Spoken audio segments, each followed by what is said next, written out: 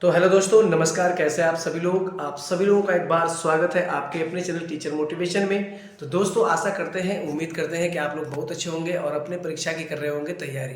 तो दोस्तों, आज की क्लास जो है मैराथन की क्लास है और यहाँ से जो क्वेश्चन बनेंगे आप लोग के एग्ज़ाम में वही क्वेश्चन यहाँ पर लिए गए हैं, ठीक है। और यहाँ पर जो कि जीन पियाजे महोदय से, वाइगोत्स्की से, हावर्ड गार्डनर से, कोहलबर्ग से जो क्वेश्चन बनते हैं उसी पर एक छोटी सी मैराथन है। और इस मैराथन को जो देख लेगा, ये आपका 15 नंबर, 10 से 15 नंबर जो बनते हैं, ये आपका क्वेश्चन कभी यहाँ से बाहर नहीं जाएगा, ठीक है। तो चलिए करते हैं बिना देरी किए वीडियो को स्टार्ट। हमारे चैनल पर पहली बार है, चैनल को करिएगा सब्सक्राइब, साथ में बेल आइकन को ऑन करिएगा।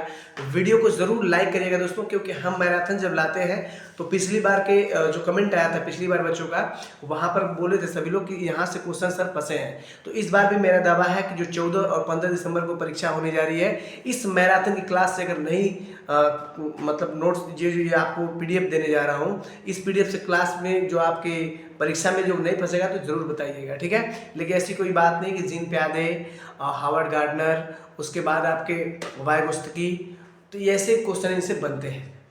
चलिए करते हैं बिना देरी किए वीडियो को स्टार्ट। देखिए, जीन पियाजे महोदय संज्ञानात्मक विकास का सिद्धांत दिए थे। वैसे इनके सिद्धांत 3 है। नैतिक विकास का सिद्धांत भी है, भाषा विकास का सिद्धांत, लेकिन सबसे मोस्ट इंपॉर्टेंट जो है वो संज्ञानात्मक विकास का सिद्धांत है। देखिए, संज्ञान होता क्या है? संज्ञान को 2 वर्गों में दिखाया जाता है, एक अनुकूलन और एक संतुलन।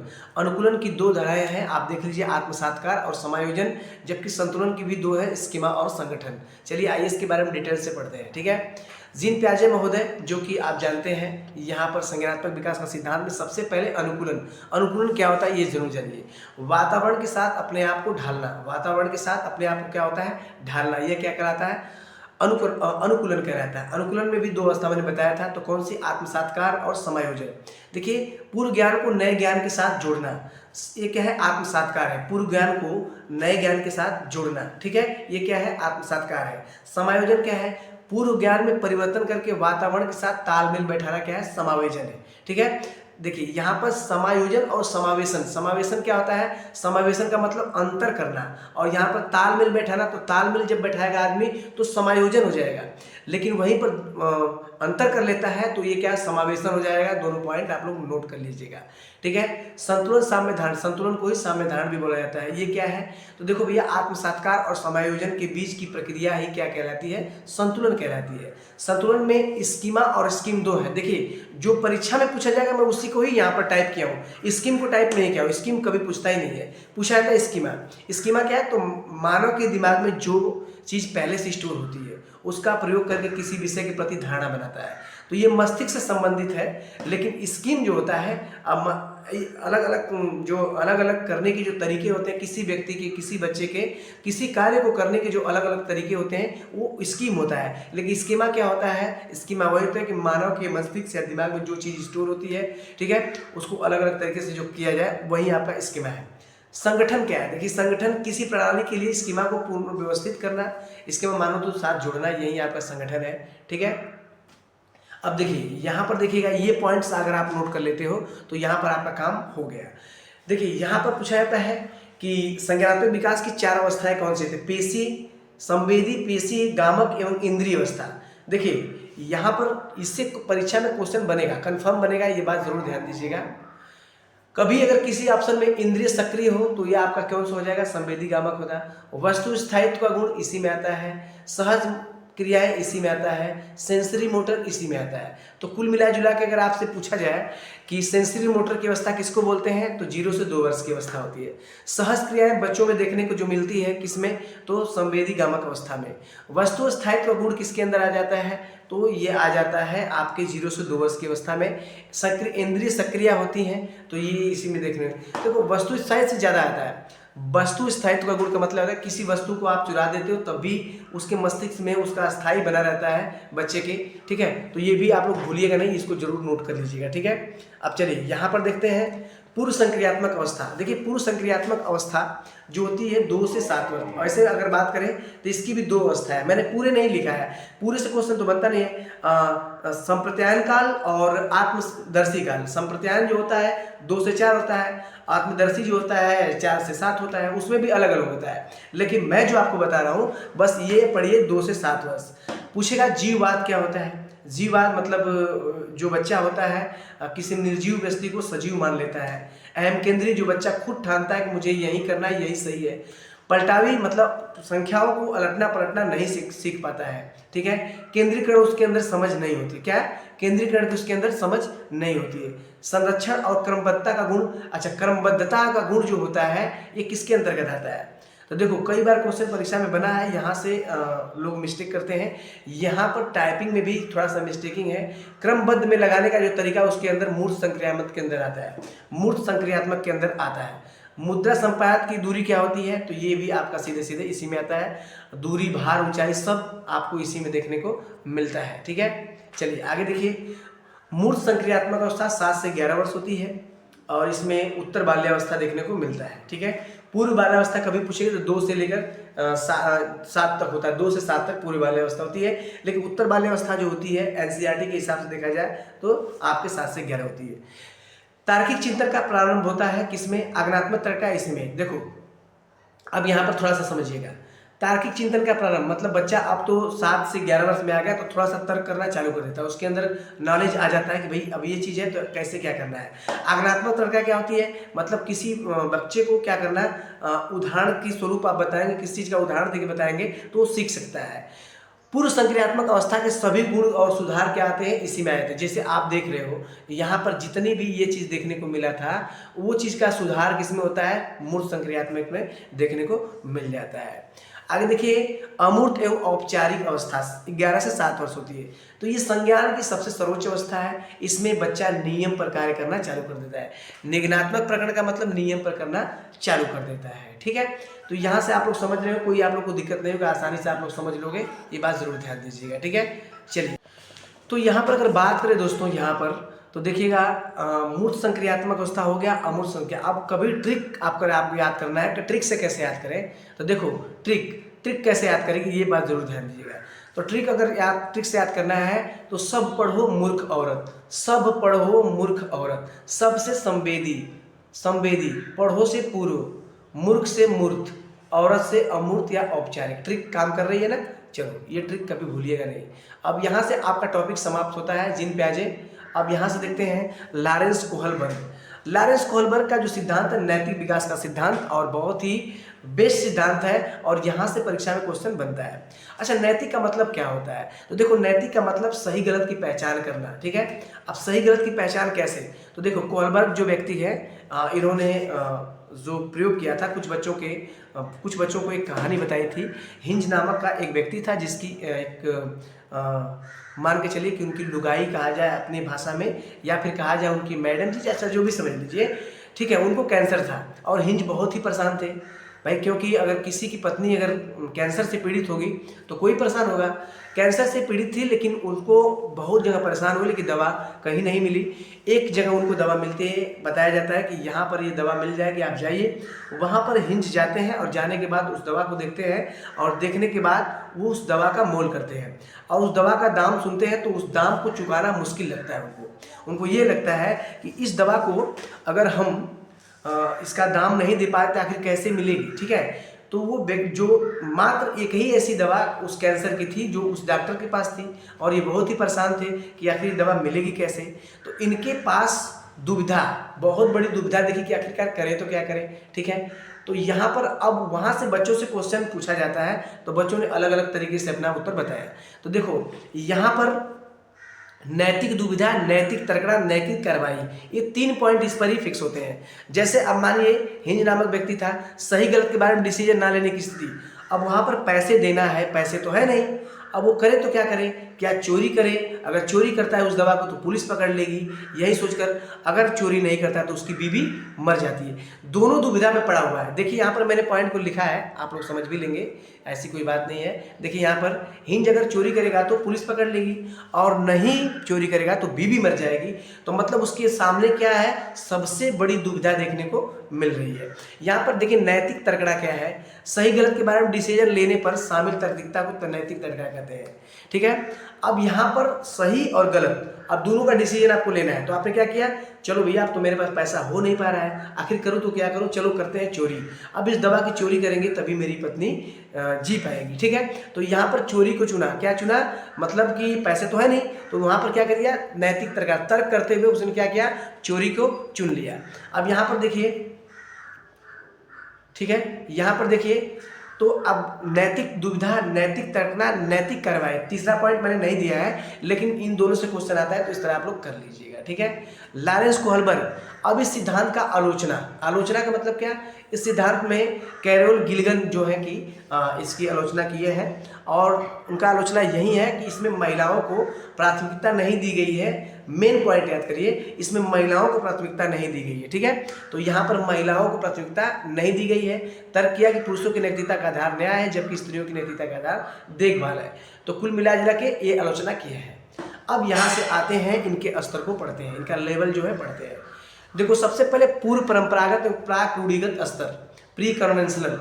अब यहाँ से अगर आपको पॉइंट ध्यान देना है तो पूर्व परंपरागत एवं प्राक नैतिक स्तर, मतलब पूर्व मतलब नैतिक से पहले, उसके अंदर बच्चे के अंदर अभी नैतिकता का ज्ञान नहीं है। ठीक है, एक ऐसी अवस्था पूर्व नैतिक अवस्था। ठीक है, पूर्व नैतिक या पूर्व परंपरागत, पूर्व 3 अवस्था है। ठीक है, पूर्व परंपरागत अवस्था, परंपरागत अवस्था, उत्तर परंपरागत अवस्था। ठीक है, जिसको प्री कन्वेंशनल बोलते हैं पहली अवस्था को। तो इसको देखिए, अब इसमें बच्चे के अंदर नैतिकता शून्य होती है।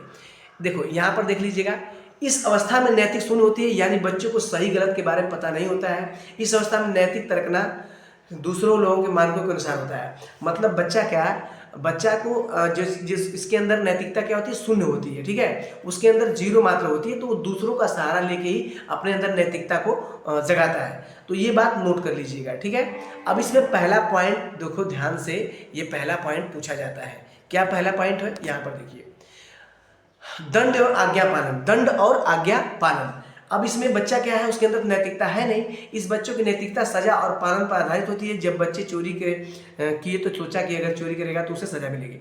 अगर कोई बच्चा हो, ठीक है, जैसे मान लो हिंज ही है, तो उसको ये पता था कि मैं चोरी करूंगा तो इसकी सजा मुझे मिल सकती है। ठीक है, वहीं अगर कोई बच्चा क्लास में है या फिर कहीं भी है, तो बच्चा के अंदर नैतिकता है नहीं, तो अगर मान लीजिए कोई टॉफी है, कुछ भी अगर चुराता है, तो उसके अंदर ये पता है कि मैं अगर इसको चोरी करता हूं तो मुझको इसकी सजा मिलेगी। तो सजा, दंड और आज्ञा पालन, ये पहला पॉइंट है पहले वाले स्तर में। ठीक है, दूसरी पॉइंट देखिए, साधनात्मक सापेक्षता उन्मुख, जैसे को तैसा इसको बोलते हैं ना, जो जैसा करे उसके साथ वैसा किया जाए। बच्चा दूसरों के साथ जैसा व्यवहार करेगा उसके साथ वैसा ही व्यवहार करेगा। मतलब एक बच्चा पढ़ रहा है तो उसके सामने आप जाके जैसा करोगे वैसा आपके साथ, एक चाटा मारोगे तो वो भी आपको मारेगा, उसकी किताब फेंक दोगे तो वो भी किताब फेंक देगा। मतलब जैसे को तैसा। तो ये दूसरी, पहली अवस्था में 2 पॉइंट आपने देख लिया। चलो दूसरा पॉइंट है परंपरागत या रूढ़िगत स्तर या नैतिक अवस्था। ठीक है, अब इस अवस्था में देखो, इस अवस्था में बच्चा दूसरों के लोगों के मानकों के अंदर समावेश कर लेता है और अनुसार सही गलत का निर्णय लेता है। मतलब आप दूसरों के अनुसार इसे सही गलत का निर्णय लेना चालू कर दिया। अब धीरे धीरे बच्चा क्या रहा है, 10 से 13 की स्टेज में आ गया। वो कितना सही स्टेज थी, तो वो आपके 10 के लेवल पे थी, लेकिन ये 10 से 13 हो गया। अब इसमें 10 से 13 में बच्चा जाएगा तो अब डिसीजन लेगा, लेकिन दूसरे के हिसाब से लेगा। ठीक है, अब देखो इसमें पहली पॉइंट देखो, इससे क्वेश्चन परीक्षा में बहुत बने भैया। यहाँ पर देखिए, अच्छा लड़का अच्छा लड़की बनने की उन्मुखता। ठीक है, अब देखो इसको गोल्डन एज भी बोलते हैं। ठीक है, अब किसी का काम कर जाए, किसी का काम करने से किसी का भलाई होता है तो कर दो भैया, वो अच्छा काम है। ठीक है, इसमें दूसरों के साथ बच्चा जो अच्छा व्यवहार करता है इसको गोल्डन कहते हैं, इसको देखकर खुश होते हैं। तो ये पॉइंट आप लोग नोट करिएगा। और दूसरी पॉइंट है कानून और व्यवस्था उन्मुख। ठीक है, इस व्यवस्था को जरूर ध्यान दीजिएगा। ठीक है, अब जैसे कानून के कुछ रूल्स होते हैं, कुछ व्यवस्था होती है जिसको तोड़ना नहीं चाहिए। अगर उसको आप तोड़ेंगे तो ये मुझे आपको पता होना चाहिए कि भाई इसको तोड़ने के बाद मुझे मेरे साथ सख्ती कार्रवाई हो सकती है कानून के माध्यम से। ठीक है, जैसे इसमें बच्चा कानून और सामाजिक व्यवस्था को बनाए रखने की भावना विकसित करता है। जैसे एम्बुलेंस आते ही रास्ता से हट जाना, जैसे मान लो एम्बुलेंस आ रही तो कानूनी व्यवस्था है, अब उस रास्ते के सामने उसको नहीं आना, गाड़ी अगर लिए हो, 4 व्हीलर लिए हो, सामने से हट जाओ तुरंत, वो निकल जाए, तो वो भी एक कानूनी व्यवस्था। मतलब ऐसे आप समझ लीजिए, जिस तरह मैं समझा रहा हूँ आप समझ लेंगे तो और भी अच्छा रहेगा आपके लिए। ठीक है, तो 2 स्तर हो गया। तीसरा स्तर देखिए, उत्तर परंपरागत और रूढ़िगत स्तर। ठीक है, ये 13 वर्ष के बाद बालकों की जो एज होती है उसके बारे में देखा जाता है, और ये सबसे कंफर्टेबल बच्चों के लिए बताई जाती है, क्योंकि इसमें बच्चे को हर नॉलेज हो जाता है, ज्ञान हो जाता है। ठीक है, तो यहाँ पर देखिए इसमें डिसीजन व्यक्ति खुद लेता है, चाहे व्यक्ति हो बच्चा हो, इसमें डिसीजन अपना लेना चालू कर देता है। ठीक है, क्या गलत है क्या सही, सबका डिसीजन। इसमें पहला पॉइंट देखिएगा, इसमें पहला पॉइंट है सामाजिक अनुबंधन उन्मुखता और दूसरा पॉइंट है सार्वभौमिक नैतिक। ठीक है, अब देखो यहाँ पर किशोर मानते हैं या व्यक्ति मानते हैं कि दूसरे की भलाई से, ठीक है, दूसरे की भलाई करने में अगर किसी नियम को तोड़ा जाता है तो वही कर दो। मतलब कहने का मतलब, अगर किसी दूसरे की भलाई हो रही है और कुछ गलत काम आप कर रहे हो तो भलाई करो यार, गलत काम कर दो, कोई दिक्कत नहीं है। तो मतलब इसका सिंपल मैं समझा रहा हूँ आपको, यहाँ पर देखिएगा सिंपल ये है, नियमों को तोड़ देना, बिना किसी की परवाह किए हुए डिसीजन लेना, बिना किसी की परवाह किए हुए डिसीजन लेना, ये आपके उत्तर परंपरागत अवस्था का पहला स्टेज है। ठीक है, अब यहाँ पर देखिए दूसरा देखिए यहाँ पर सार्वभौमिक नैतिक सिद्धांत। ठीक है, अब देखो भैया ये सबसे कोलबर्ग का मानना था कि इसमें मतलब बहुत कम लोग पहुंच पाते हैं, अनगिनत लोग पहुंच पाते हैं। ठीक है, तो यहाँ पर इसमें किशोर दूसरों से नहीं बल्कि अपने खुद के मानकों के अनुसार व्यवहार करता है। इसमें किशोर दूसरों के फायदे के लिए अपनी जान भी दे देते हैं, मतलब दूसरे के फायदे के लिए अपनी जान तक दे देते हैं, कानून नहीं तोड़ते लेकिन जान अपनी दे देते हैं। तो कुल मिलाए जो जिस तरह मैंने समझाया आप लोग समझ लिए होंगे। अब अगले टॉपिक वायुगतिकी में होंगे। ठीक है, ये मैराथन क्लास आपके लिए रिकॉर्ड तोड़ने वाली है भैया। इसके चैनल को लाइक करिए, चैनल को सब्सक्राइब कर लीजिएगा, क्योंकि कम समय में आपको ये वीडियो दी जा रही है। सामाजिक सांस्कृतिक का सिद्धांत देखिए, ज्यादा दूसरा ज्ञानी होता है उसको मान लो, बालक इस व्यक्ति से सीखेगा जो सबसे ज्ञानी होगा। तो सबसे बड़ी बात है, पहली बात ये है जेडपीडी। अब जेडपीडी क्या होता है, निकटवर्ती संभावित विकास का क्षेत्र होता है। ठीक है, अब इसको कैसे, समस्या समाधान में वयस्कों से सहायता लेना। ठीक है, अब समस्या आपके पास कोई आ गई, कोई बालक पढ़ रहा है, उसके अंदर कोई समस्या आ गई, तो अब तो समस्या का हल वो नहीं निकाल पा रहा है, तो जाहिर है कि दूसरे से सहारा लेगा। तो दूसरे से उस बच्चे और उस व्यक्ति के बीच जो गैप है उस गैप को ही क्या बोलते हैं, निकटवर्ती संभावित विकास का क्षेत्र बोलते हैं। ठीक है, अब देखो स्कैप फोल्डिंग क्या होता है, स्कैप फोल्डिंग पहाड़, ढांचा, पाइट, मचान, ये कभी भी आपके पॉइंट में मिल जाए भैया, तो ये सब स्कैप फोल्डिंग ही होते हैं। ठीक है, अब समस्या समाधान के द्वारा वयस्क के द्वारा सीखने में दी गई जानकारी, जैसे उंगली पकड़ के चलाना, बच्चे क इस तरह बनाना है, ख इस तरह बनाना है। ठीक, तो ये इसके फोल्डिंग होता है, इसको जरूर दीजिएगा। अब मेन पॉइंट मैं नीचे लिखा हूं, पूरा इसको देखो, अब देश भर का बात नहीं है।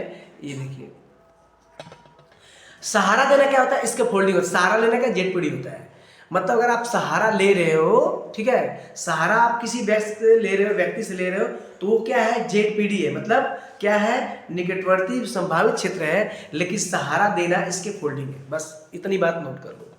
ठीक है, देना इसके फोल्डिंग, लेना जेडपीडी।